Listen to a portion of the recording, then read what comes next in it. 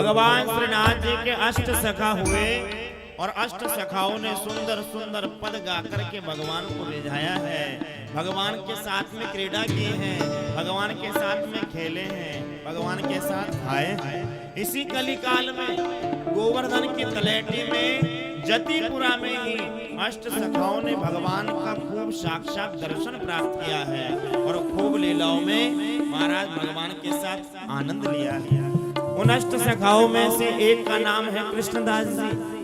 कृष्णदास जी एक बार आगरा गए और आगरा में बाजार में भ्रमण कर रहे थे। बाजार में कुछ सामान खरीद रहे थे और सामान खरीदते खरीदते उनके कान में एक स्वर सुनाई दिया, एक संगीत सुनाई दिया और ऐसा अद्भुत संगीत कि कृष्णदास जी उस संगीत को सुनकर बड़े प्रसन्न हुए और मन में ऐसा भाव आया कि यदि ये संगीत हमारे श्रीनाथ जी के सामने प्रकट किया जाए, श्रीनाथ जी को सुनाया जाए तो उन्हें बड़ा सुख मिलेगा।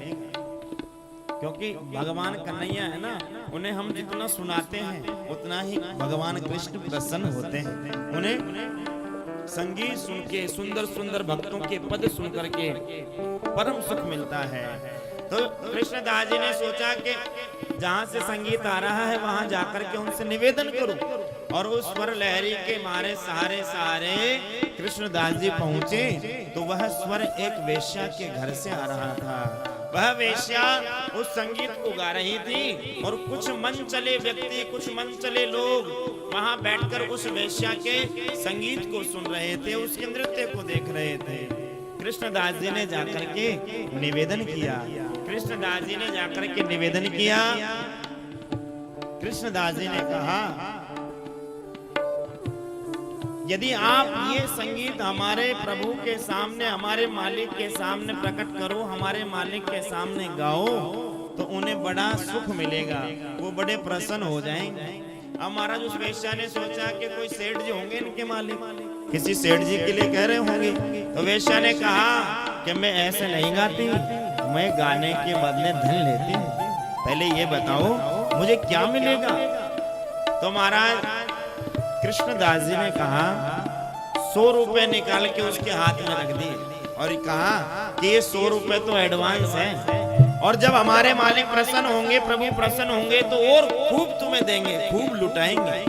अब उस समय महाराज 100 रुपए बहुत हुआ करते थे, 500 साल पहले की बात है। तो उस समय पर 100 रुपए की बड़ी महिमा थी। वेश्या ने सोचा कि एडवांस मुझे 100 रुपया मिल गया तो मैं जब सेठ जी के सामने गाऊंगी तो न जाने कितना धन लेकर के आऊंगी।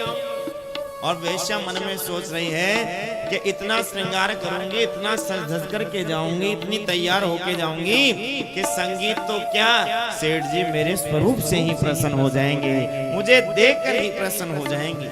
बढ़िया श्रृंगार करके, वस्त्र आभूषण पहन करके और वह वेश्या कृष्णदास जी के साथ बैलगाड़ी में बैठ करके आगरा से प्रस्थान कर गई। चलते चलते गोवर्धन की तलेटी आई, जतिपुरा में पहुंचे और भगवान श्रीनाथ जी के मंदिर के चौक में ले जाकर के कृष्णदास जी ने उस वेश्या को बैठा दिया।